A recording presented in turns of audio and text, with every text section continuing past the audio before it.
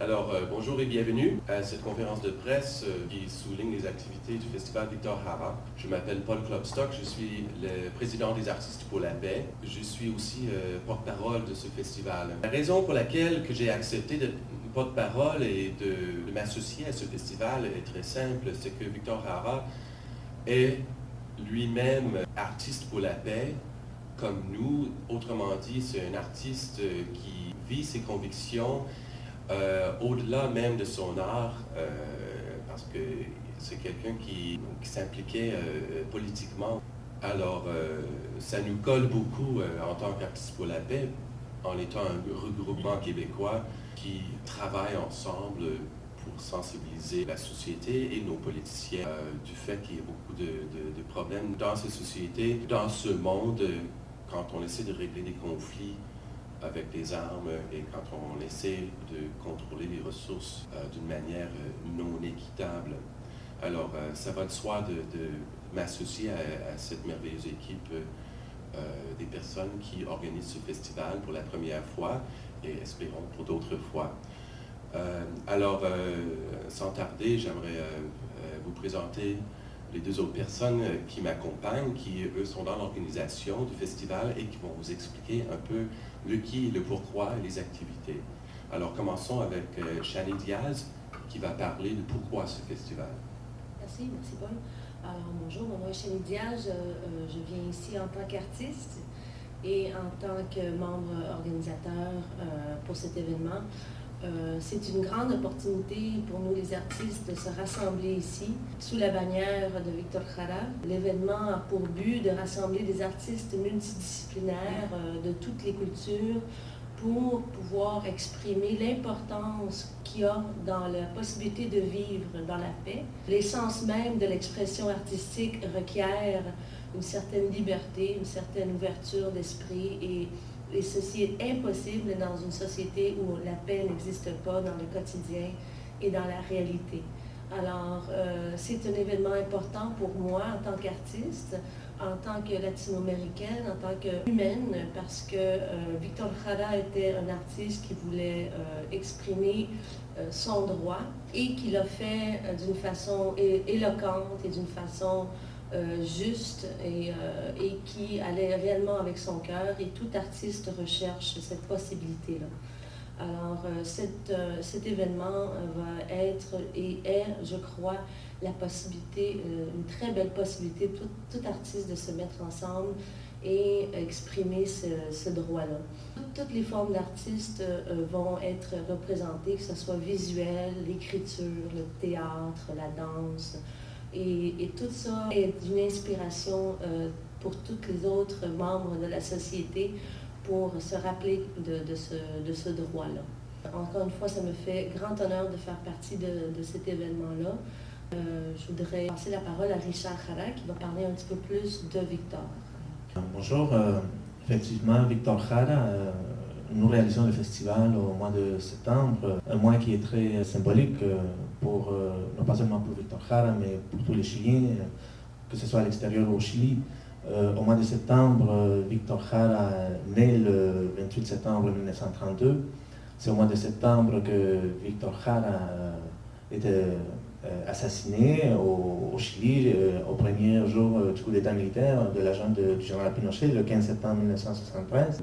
Les dernières années de la vie de Victor. Et nous croyons tous que ce sont les motifs pour lesquels on a voulu l'assassiner. Victor a énormément contribué à mener de l'avant les politiques sociales de Salvador Allende. Pour Victor, les politiques sociales, culturelles, économiques de Salvador Allende pouvaient à elle laisser derrière des politiques d'injustice sociale qu'il a très bien connues durant son enfance. Une de ces chansons, il y en a plusieurs, j'ai retenu quelques extraits, et j'ai peut-être les présenter en français, des chansons qui peuvent un peu représenter. J'en ai retenu deux. Il y en a une qui s'intitule Ades Alambrar, que l'on pourrait dire en français Enlever les clôtures. Alors, les propriétaires terriens au Chili, en Amérique latine, les grandes propriétés sont souvent clôturées pour démontrer qu'effectivement il s'agit d'une propriété privée. Dans cette chanson-là, il fait référence aux travailleurs et il dit « Si cette terre est à nous, et non pas celui qui possède le plus. Si les mains sont les nôtres, alors est à nous aussi ce qu'elles produisent. C'est un chant qui peut aussi concerner, non pas que le Chili, c'est un chant qui concerne toute l'Amérique latine et d'autres pays qui vivent la même situation aujourd'hui. C'est un chant qui est très actuel aussi, parce que nous vivons très bien aujourd'hui, nous sommes très au courant aujourd'hui comment certains paysans d'autres pays vivent la même situation. On n'a qu'à penser au café et à d'autres produits que l'on vend ici aussi, qui viennent de certains pays où le paysan, qui est celui qui laboure la terre, qui est celui qui va chercher ce produit de la terre-là, est souvent celui qui reçoit le plus faible bénéfice. Une autre des chansons, un extrait, je vais m'arrêter là, c'est sa fameuse chanson pour le droit de vivre en paix, où Victor plaide pour que les Vietnamiens puissent enfin vivre en paix. Il fait référence à ce peuple-là qui sort de sa lutte, de sa guerre d'indépendance face à la France en 1956-1954 et immédiatement suivi par l'intervention américaine de 1957 à 1975. Cela démontre comment Victor n'était pas seulement préoccupé des injustices sociales au Chili, en Amérique latine, mais il avait une vision quand même très, très internationale. Lors du coup d'État militaire au Chili le 11 septembre 1973, on a justement mis fin à sa vie. L'histoire, je pense que tout le monde la connaît, c'est devenu presque une légende, mais les faits concrets sont très simples. On a voulu s'en prendre à lui en tant qu'artiste, à son chant engagé. On a voulu s'en prendre à lui parce qu'il était énormément apprécié par le peuple. On a voulu s'en prendre à ses mains. Ses mains, c'était son outil de travail. C'est avec ses mains qu'il jouait la guitare. On lui a massacré ses mains. On lui a demandé de reprendre la guitare par la suite. Étant incapable de le faire, il a quand même chanté l'hymne qui a apporté au pouvoir Salvador Allende, un hymne très populaire. Et c'est là qu'on l'a finalement battu et assassiné. Maintenant, passons à la programmation du festival. Donc, il y a deux activités. La première, le samedi 27 et la deuxième, dimanche 28. Alors, je vais demander à Richard à nous faire part de ce qui se passe le 27 septembre et par la suite à Shani de nous décrire les activités du 28. Bon, alors, pour le 27, en fait, les organisateurs ont voulu représenter cette idée de justice sociale, une valeur universelle, en offrant une présentation artistique, musicale de différents styles musicaux, des groupes venant de différents lieux à travers le monde. Donc nous avons autant du rail par le groupe Syncope, l'Afrique du Nord. Nous avons autant du rap par une rappeuse torontoise d'origine chilienne qui fait du rap autant en espagnol qu'en anglais. Nous avons aussi de la musique africaine, que ce soit dans l'afrobeat, dans le reggae africain, avec le groupe Daba Caracol. Nous avons aussi de la musique latino-américaine avec un groupe très multiculturel, interculturel qui s'appelle Medias Negras. Et puis nous avons aussi des chansonniers qui ont une vie artistique ici depuis déjà plusieurs années. Nous avons Alejandro Venegas, qui est un membre du groupe Intact, où il viendra offrir une prestation beaucoup plus chansonnier.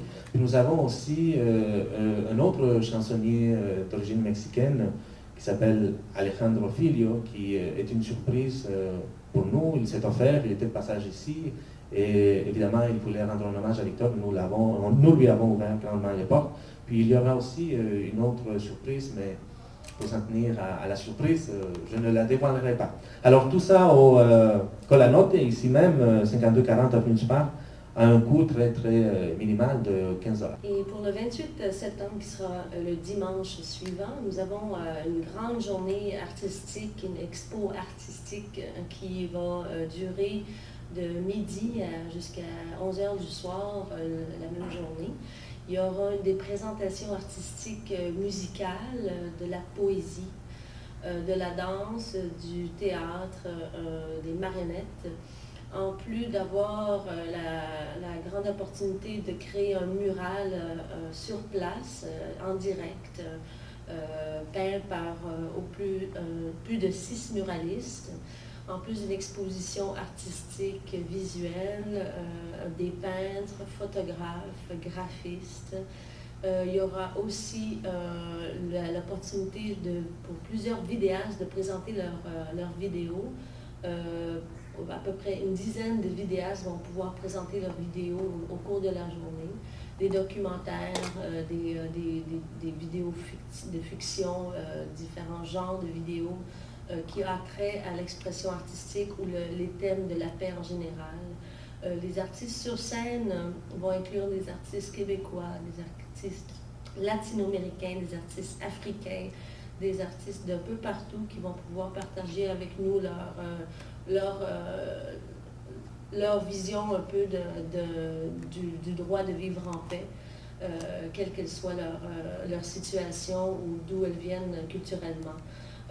Ça va être vraiment une grande journée artistique et une opportunité excellente pour tous les artistes de se retrouver et pour le public de voir tous ces gens-là partager avec eux leurs moments. C'est une journée bénévole en plus, alors c'est encore plus un cadeau pour tout le monde impliqué et qui va venir comme spectateur. Alors on invite tout le monde, c'est une contribution volontaire, alors il n'y aura pas de pression pour les gens qui n'ont pas de sous.